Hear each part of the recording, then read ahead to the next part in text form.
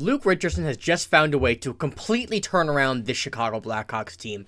Against the Vancouver Canucks in a 4-3 loss, they completely turned it around and found out what they need to do for the rest of the season. So that's what we're going to be taking a look at in this video. Before we get into that, though, we notice that 83% of you guys watching right now are not subscribed to the channel. So if you're looking for a spot for all your Blackhawks news, we upload daily content on the Blackhawks here, and it'd be awesome if you could stick around and sub to the channel. So thank you for that if you have already clicked the button, and make sure to hit the sub button if you haven't already. But you know, this game was something that the Blackhawks needed eventually. We're going to talk about that here.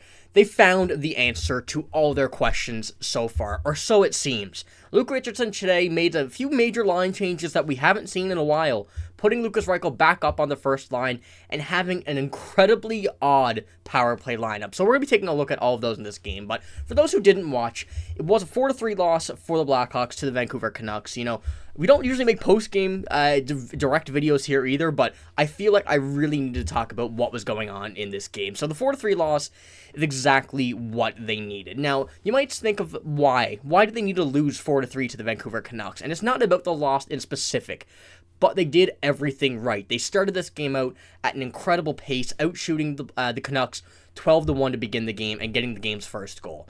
Things that they haven't done a lot this season were those two things. So that is an awesome start to the game, is what we've seen in this one. And, you know, the way this lineup was rolling, I think we may continue to see this. So I'll pull up Luke Richardson's lines here for what he did today. Like I said, he put Lukas Reichel up with Bedard and Khrushchev on that first line once again. Beauvillier, Tyler Johnson, and Taylor Radish. Foligno, Dickinson, Anderson, we know that line has been very good, and Donato, Gutman, and Johnson. But, you know, other than that, the injured defense to Peter Mrazek, it was a pretty same lineup apart from the forwards. But I gotta say, it was more so the exterior lineups, you know, the special teams, whatnot, everything about this lineup that made it work. So we're going to talk about what happened first. The 2 power play goals for the Blackhawks. The first time this season they've had more than one in one game. And they put 3 forwards on the forwards, as you do, and 2 forwards on defense to make it 5 forwards for a power play. So this come here from the 10 observations from Charlie Roumeliotis, as he does after every game. The Blackhawks went with 5 forwards on the first power play unit. Khrushchev as the quarterback, Connor Bedard, Nick Foligno, Tyler Johnson, and Taylor Radish rounded out the group. The result, the Blackhawks scored 2 power play goals in a game for the first time all season. That right there, I think, is a win in this game for the Blackhawks. You need to get that power play going.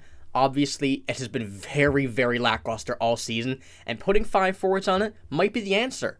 You know, it's not something that teams have done regularly in the NHL, but we've seen it before, and it's worked on occasions. But the Blackhawks have such an offense-heavy team, as well as such a lack of defense right now due to injuries and absences, that why not give it a try? You're in the bottom of the table in the league. There's nothing to lose. Try some new things to still see what works about this development over the next few years. And this one certainly seems like it could absolutely help going forward.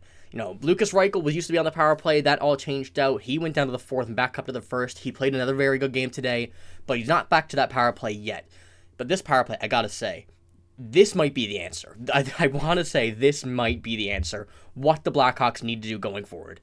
It's going to be a lot of changes, a lot of different moves going to happen when the defense comes back, when Seth Jones, Korchinski, Jared Tenorti, all of those guys come back. But if this works, stick with it. Why not? You absolutely have to get something going on this team to, you know, get to where you want to be, but not too good, if you know what I'm saying, Blackhawks fans. You want one of those top picks. You want Macklin Celebrini, Cole Eisman, one of those two. So you can't be too good.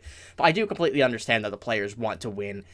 They don't like losing. Nobody on the team likes losing. But for the management side, for, you know, development, the future of this team, not so bad right now. If you're going to do it this year, this is the one to do it. So this power play might have to stick around. But as well as the third line, like I said, we've seen this one be very good all season with Nick Foligno. Wherever you've put him, it's been very good. And just Jason Dickinson, he's having a breakout season. The third line, also from the this is also from the 10 observations from Charlie Roumeliotis. The third line of Joey Anderson, Jason Dickinson, and Nick Foligno continues to impress. It's telling that Richardson has thrown out the trio out to start seemingly every game in the last few weeks. It's a tone-setting line. Anderson didn't come out of the third period, though, and the Blackhawks ruled him out for the rest of the game with an undisclosed injury.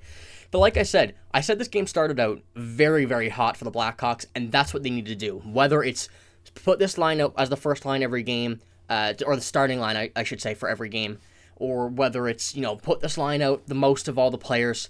this is the one to do. You need to start a game hot if you want to continue. Obviously, we've seen some momentum breakers of own goals in the past few games. A deflection off someone going in, and when all they're playing hot, and you just feel that momentum start to take a major toll when something like that happens. But if you can get going early in the game, you're gonna have that momentum high, and it'll start to get lower if something like that happens. But it won't get too low to the point where that something is gonna happen that you don't want to happen. So if we can continue to do this, this is going to be absolutely fantastic for the Blackhawks. But you're probably still wondering why I said this is exactly what they need to do. The Blackhawks need to lose. I'll be honest with you, it sucks. It does suck that the Blackhawks are going to have to lose, but they do. If they want that high pick again in this draft, they're going to have to, probably lose some games that they could win. Now, in this case, having a 4-3 loss to a red-hot Vancouver Canucks team, that's nothing you can complain about. I didn't expect to win this game at all, especially with the defense injuries. However, this is something that is perfect for the Blackhawks. You want to see a good game. You want to see a close game. You want to see it competitive, but you don't want to get the wins. If not right now at least. But if this can continue for the rest of the season, like I said, it's in a good spot. Most of this team played very well. Obviously, a lot of injuries. They do suck. Many people will be coming back over the next few weeks. They'll start to filter in back into where they're originally playing. And the team's not going to get much better. But you'll see a more NHL experienced team when the time comes. And all these guys are back. But today we have Peter Mrazek starting. Didn't play great, but it's a deserving one. Peter Mrazek has played great all season. You can't expect him to be great on every game with the roster that they currently have. It's just quite an unfortunate situation. However, it was a bit of a rough one. I think it was 24 saves on 28 shots, and then it was, something along the lines of that. So you can't really complain, but it's a perfect scenario for this game. Is the best way to put it. But should the Luke Richardson continue to rock a lineup like this here and there throughout the games of weird things like 5-4s on the power play? Put Lucas Reichel and Connor Bedard together, because that seemed to work. Lucas Reichel didn't get a point or anything this game, but he looked much better from what he did in the past few games. Connor Bedard, 2 points. Philip Kurashev, 2 points. Those two guys have been electric all season, and, there's no pace in slowing down. They're going to continue to be incredible all season, is what I'm hoping, what it's looking like, to be quite honest. So, Luke Richardson knows what he's doing, just to say the least. He knows what he's doing. He's going to continue to do a few weird things. He's going to continue to change the lineup around, but he's starting to see now that some things are working, and it's been a pattern, so you have to keep those things. I would again try the 5 forwards on the power play a few more games to see how that continues to work out against, some other teams, maybe some who have a good power play or a penalty kill, some who have a bad penalty kill, just to see what you can rock with it. But I think that Luke Richardson is doing an absolutely fantastic job coaching this team this season.